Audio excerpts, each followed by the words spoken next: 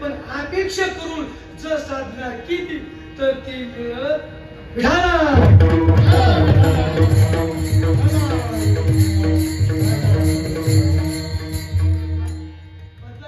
आनंद वाटला. महाराज तुम्ही आमचा रोग लागला, त्याचं नाव सांगितलं, त्याचं औषध सुद्धा सांगितलं.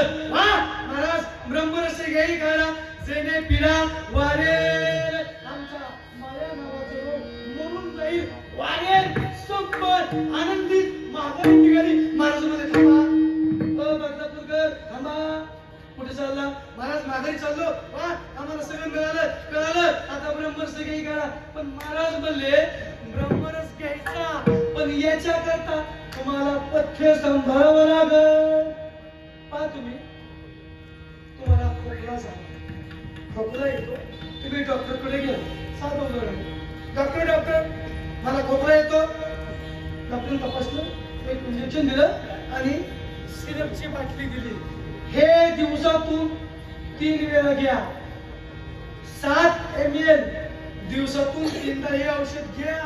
पण आंबट खाऊ, आता इंजेक्शन दिलंय, बाटली दिली औषधाची, मग हे खाऊ नका ते खाऊ नका. कशामुळं? तुम्ही औषध दिलंय ना, मग काय करा? महाराज म्हणतात औषधीनं बरोबर आहे, पण औषधाला महत्व आहे की कशाचं? पथ्याचं. तुम्हाला पथ्य सांभाळावं लागल. तुम्हाला ब्रह्मरसाचा काढा सेवन केल्यानंतर किडा नावाचा रोग वाढेल, पण पथ्य सांभाळावं लागेल. ते पथ्य कोणतं? अभंगाचं दुसरे चरण. पथ्य नाम विठोबा.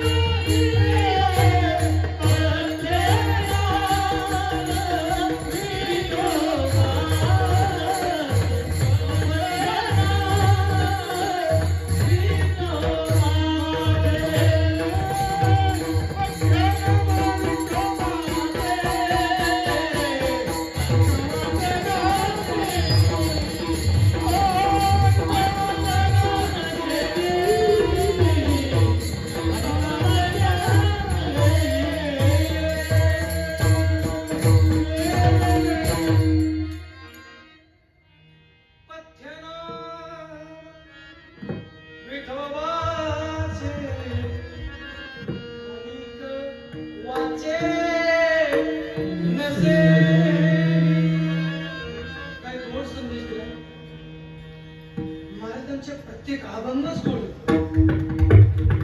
काय वाक्य आणि वाचे वेळ आपला. तर आमचं असं झाले, आम्हाला नको त्या गोष्टी गरज असेल. काय तुकोबऱ्यांचे अभंग आहे, काय संत वाङ्मय आहे, पण आम्ही त्याच्याकडे पाहत नाही. नको त्या चाली, नको ते अभंग, त्याच्यात गुरबडीत गेलो. महाराज मला सांगू सुद्धा वाटत नाही गोष्टी. तर आम्ही ज्यावेळेस नवीन पिढी आमच्या संस्थेमध्ये मुलं लहान येतात ना, आम्ही त्यांना घडवतो. आज जवळजवळ 70 विद्यार्थी शिक्षण घेतात. तिथले 27-28 मुलं मुली कीर्तन करतात.